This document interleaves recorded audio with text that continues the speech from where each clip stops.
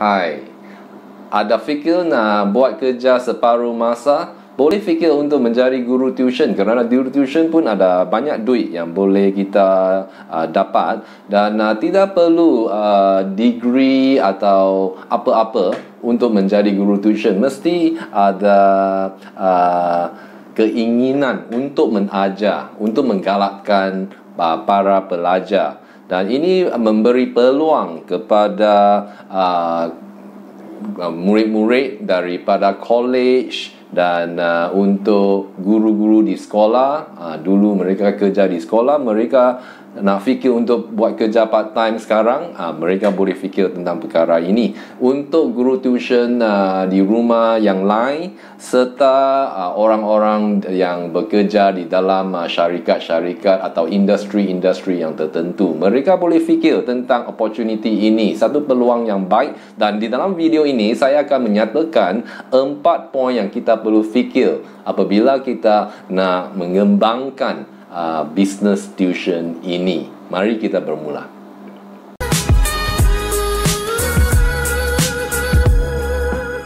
Di sini kita boleh kerja di satu tuition agency atau di tuition center.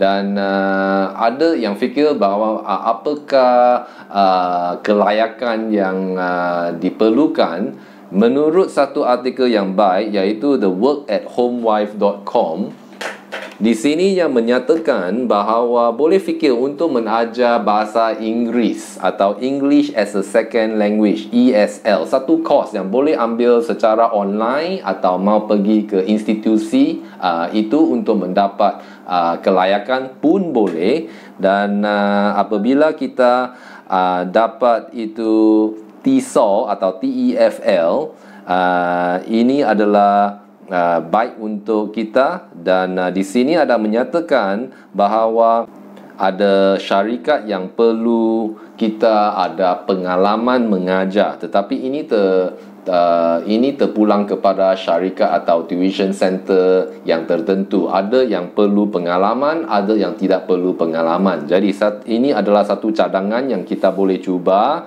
Dan yang kedua, mungkin kita nak jadi kerja guru tuition swasta. Maksudnya ada 3 cara untuk membuat bisnes ini. Cara yang pertama, kita boleh buat di rumah kita masing-masing. Kita secara berkumpulan kecil, kita boleh adakan kelas tuition. Yang kedua adalah kita boleh buat secara online. Cara ini lebih fleksibel kerana kita boleh pergi ke sesiapa klien atau student di seluruh Malaysia yang akan mengadakan online tuition atau tuition secara online. Jadi kita boleh menjana pendapatan menurut cara ini. Dan yang ketiga, yang paling biasa adalah tuition di rumah. Kita pergi ke rumah pelajar itu untuk mengadakan one-to-one tuition. Saya ada satu video yang mengatakan tentang adakah anda seorang tutor yang baik.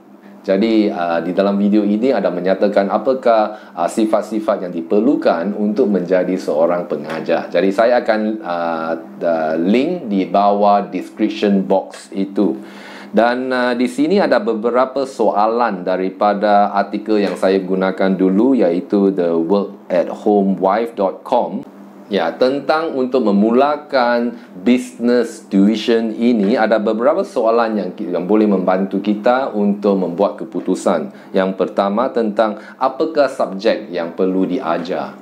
Jadi yang kedua adalah umur apa yang kita nak ajar. Kita nak ajar untuk sekolah rendah atau untuk tadika atau sekolah menengah dan sebagainya. Dan adakah kita akan mengadakan tuition ini di rumah atau pergi ke rumah student itu atau secara online seperti yang telah dinyatakan tadi.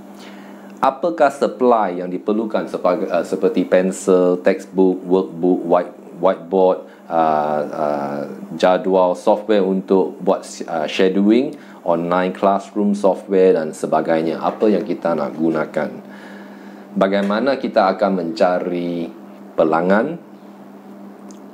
dan ada keperluan untuk mendapat lisen untuk mengajar. Jadi di Malaysia di Malaysia sini kita tidak perlu license untuk mengajar. Jadi sebagai guru tuition, ini adalah sesuatu perkara yang sangat bermanfaat. Dan adakah perlu special insurance jika kita nak buat itu ajar tuition di rumah? Dan satu lagi soalan adalah berapa yang kena charge untuk mendapat profit atau untuk mendapat untung. Jadi dengan hal ini saya ada satu video tentang apakah mata pelajaran yang boleh diajar oleh anda jika kamu nak buat bidang atau kerja ini. Saya akan linkkan video itu di bawah description box juga. Perkara yang ketiga yang kita boleh fikirkan untuk mendapat pendapatan daripada kerja atau business tuition ini adalah untuk membuat advertising, promosi, bagaimana untuk mendapat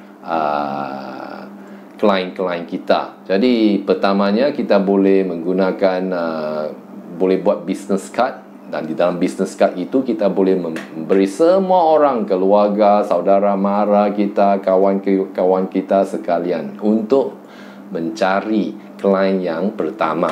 Selain daripada itu, ada cara yang lain untuk membuat periklanan atau promosi. Saya akan sertakan satu video berkenaan dengan hal ini di dalam description box below juga. Dan poin yang keempat adalah berapa nak charge. Jadi dengan hal ini saya akan merujuk kepada satu lagi artikel. Artikel ini dipanggil sidehustlenation.com. So menurut artikel ini, guru tuition ini apabila dia nak set dia punya pricing, ini menerusi apakah keperluannya. Sebagai contoh, untuk setiap jam yang terendah dia charge $80 Amerika, saya fikir. Yang terbanyak atau tertinggi $120 yang dia charge. Dan ini depend on beberapa faktor seperti lokasinya. Adakah lokasi itu macam mana? Demand, macam demand dan supply. Jika ada banyak demand, ini dari ekonomis kan, banyak demand dan kurang supply, jadi harganya akan meningkat. Jika demand dia rendah dan banyak supply, jadi pricing, market price akan turun. Jadi selain daripada itu adalah feel. Adakah orang yang kamu nak cakap atau nak runding, adakah mereka mampu bayar kadar bayaran yang kamu berikan? Dan dia memberi satu cadangan di sini. Dia menyatakan bahawa selagi dia menjadi semakin busy atau semakin dia sibuk, dia punya kadar bayaran akan meningkat.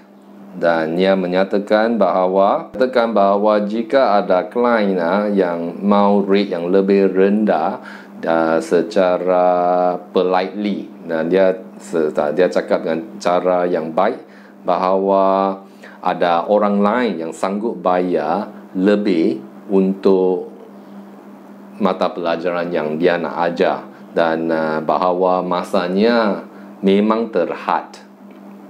Dan apabila dia mengatakan perkara ini, dia memang dapat lebih klien dan lebih bisnes yang dia dapat. Jadi kita boleh tengok bahawa artikel ini baik juga. Saya akan sertai di dalam description box di bawah. Dan ini adalah 4 tip atau 4 cara kita boleh fikir apabila kita nak buat business tuition ini. Jadi harap kamu dapat manfaat daripada video ini, dan kita jumpa lagi pada masa yang akan datang.